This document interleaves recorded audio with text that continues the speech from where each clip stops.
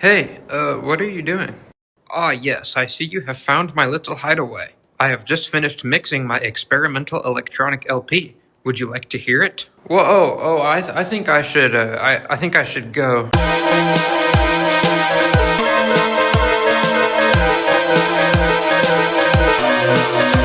Hello, and welcome to the second episode of 10 New Rock Songs You Should Listen to.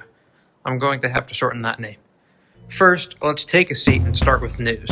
There wasn't a whole lot unless you count the new Taylor Swift album, which I don't, sorry.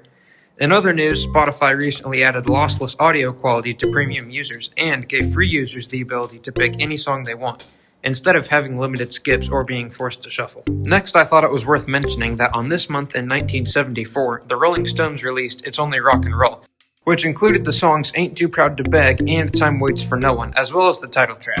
I won't be playing clips of these songs for copyright reasons, but if you haven't listened to it in a while, it might be worth going back to.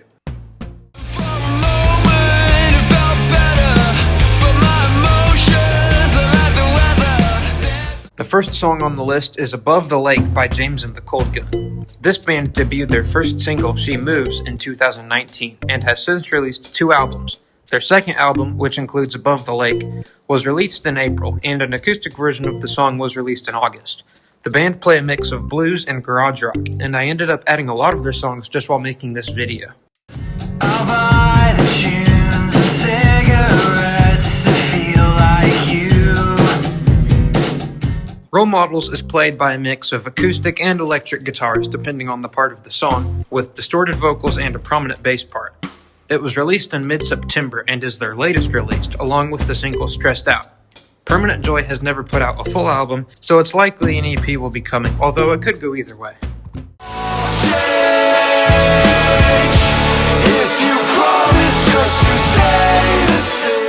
For a while, I only knew this band through their collaboration with Daisy, which was a song called Tall People Don't Live Long.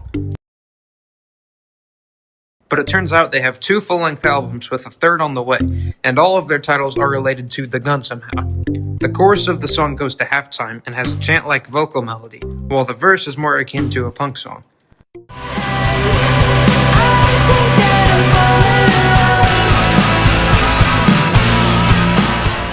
If you've ever heard of Young by Vacations or Ghost Ride by Crumb, this sounds like that, but with a little more kick.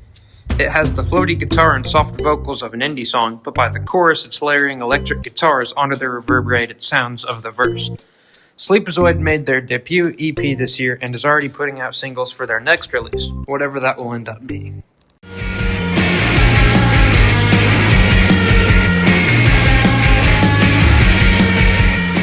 The song Barn Boiler comes from The Clip, Hockey Dad's most recent EP and one of many releases from them.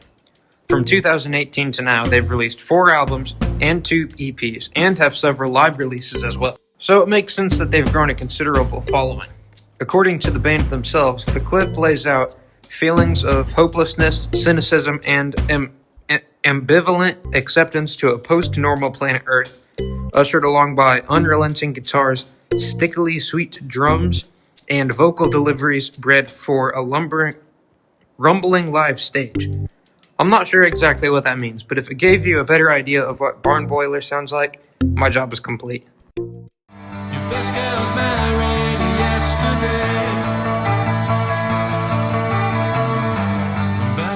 The best descriptor I can give this song is knocking on heaven's door, but echoey and kind of ethereal. I'd have to check, but the chord progression sounds pretty similar from where I'm standing. Anyways, I think the vocals are nice, and the song has some cool solos as well. World News has been making music since 2019.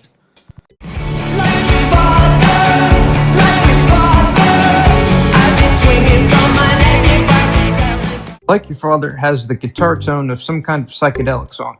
Yes, I'm going to mention it again. And a unique vocal style as well. Their upcoming album, Eat Myself, releases on January 16th of next year. I perused their other songs to get an idea of their sound, but it seems to be just more of this. So if you like Your Father, there's 5 more albums worth of music to check out.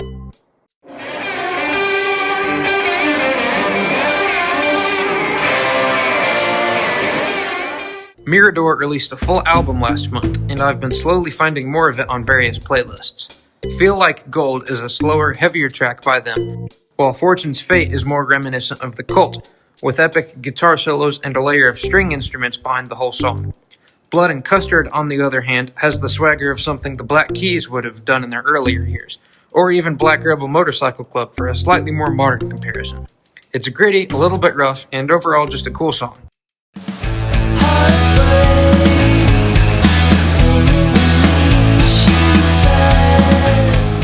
Spotify recently added something called The Drop Weekly, which is a collection of short-form videos highlighting the week's releases.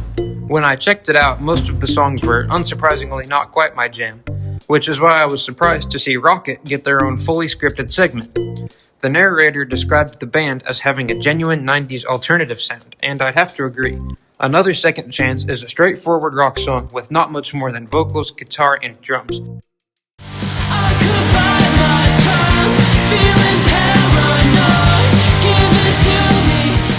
The last song on the list, Major Threat, is the one that stood out to me the quickest. It starts as a punk song, but has a break partway through where things slow down, and then it returns to the main riff before ducktailing into a metal-adjacent section where the song ends. It's one of the harder rock songs from this group. Their most popular song is Glass Jaw, which is more adjacent to the indie rock I mentioned earlier in the video than to this. If you're looking for something in between, I'd recommend No Other Place off the EP Messy Star. Somehow, we made it to the end of another YouTube video. If you liked this and would like to see more, be sure to, feed your cat. He looks pretty hungry. Are you sure he wouldn't like just a little snack? Anyways, thanks again for watching, and goodbye.